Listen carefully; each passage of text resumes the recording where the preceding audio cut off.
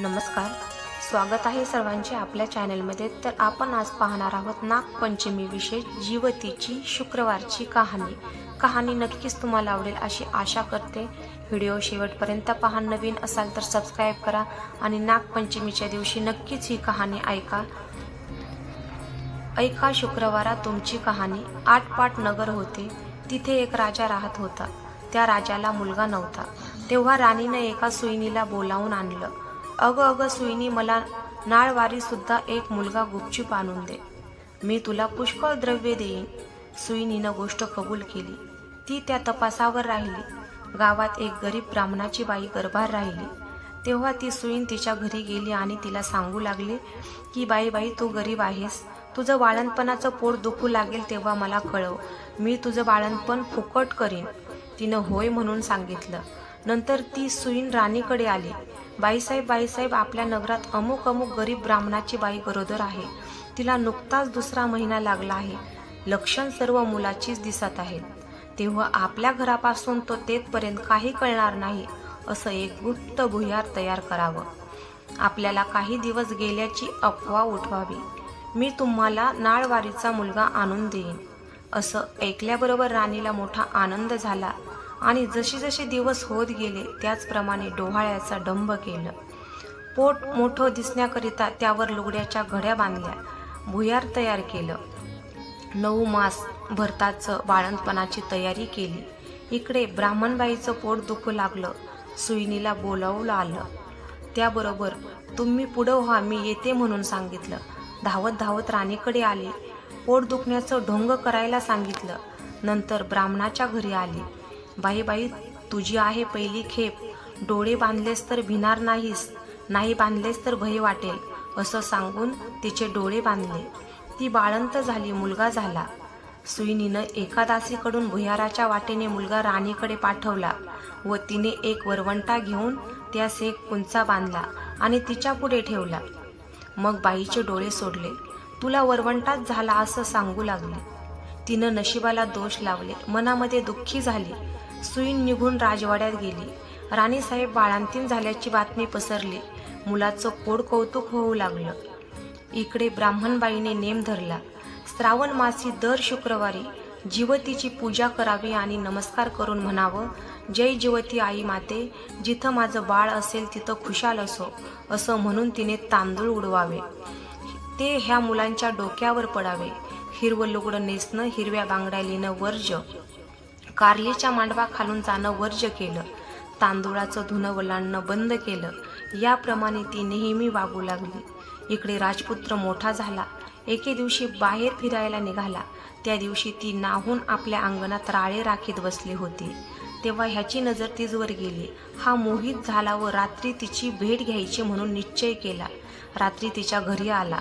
दारात गाय वासरू बांधली होती। चालता राजाचा पाय वासराच्या शेपटावर पडला। वासराला वाचा फुटली। ते आपल्या आईला म्हणालं, कोण पाप्याने माझ्या शेपटावर पाय दिला? तेव्हा ती म्हणाली, जो आपल्या आईकडे जायास भीत नाही तो तुझ्या शेपटावर पाय द्यायला निर्भल काय?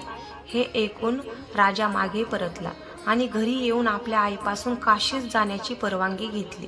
काशीत जाऊ लागला। जाता एका ब्राह्मणाच्या इथे उतरला।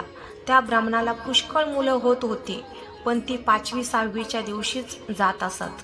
राजा आला। त्या दिवशी चमत्कार झाला। 5वीचा दिवस होता।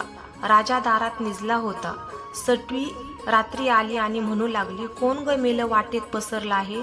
जीवती उत्तर करीते, अगं माझं ते नवसाचं बाळ निजलं आहे, मी काही त्याला वलांडू देणार नाही। मुलगा आज जाणार म्हणून त्या मुलाचे आईबाप चिंता करीत बसले होते। त्यांनी एक संवाद ऐकला। इतक्यात उत्तर रात्र झाल्यावर ब्राह्मणानं येऊन राजाचे पाय धरले। तुमच्यामुळे आमचा मुलगा जगला, आजचे दिवस मुक्काम करा अशी विनंती केली। राजाने ती मान्य केली। त्याही रात्री याप्रमाणे प्रकार घडला। दुसरे दिवशी राजा चालता झाला। इकडे ह्यांचा मुलगा वाढता झाला। पुढे काशीत गेल्यावर यात्रा केली। गयावर्जनाची वेळ आली। पिंड देतेवेळी ते घ्यायला 2 हात वर आले। असं होण्याचं कारण त्यानं ब्राह्मणांना विचारलं।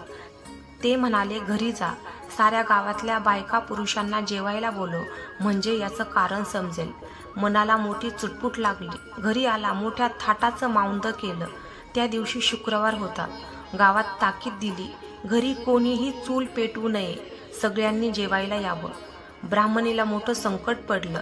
राजाला निरोप धाडला, मला जिवतीचं व्रत आहे, माझे नेम पुष्कळ आहेत, ते पाळले तरच मी जेवायला येईल. राजानं कबूल केलं. तिथं तांदूळाचं धुणं होतं, ते काढून तिथं सारवून त्याच्यावर ती आली. हिरव्या बांगड्या भरल्या नाहीत, कारल्याच्या मांडवा खालून गेली नाही. दरवेळेस जिथं बाळ असेल तिथं खुशाल असो असं म्हणे. पुढे पानं वाढली, मोठा थाट जमला. राजाने तूप वाढायला घेतलं. वाढता वाढता ही ज्या पंक्तीत बसली होती तिथं आला. तूप वाढू लागला. ईश्वरी चमत्कार झाला. बाईला प्रेम सुटून पान्हा फुटला. तिच्या स्तनातून दुधाच्या धारा फुटल्या. त्या ह्याच्या तोंडात उडाल्या. तो हातची तपेली ठेवून रुसून निजला. काही केल्या उठेना. तेव्हा आई गेली, त्याची समजूत करू लागली. तो म्हणाला, असं होण्याचं कारण काय? तिनं समजूत काढली. सांगितलं, ती तुझी खरी आई, मी तुझी मानलेली आई, असं सांगून सर्व हकीकत सांगितली. नंतर भोजनाचा समारंभ झाला.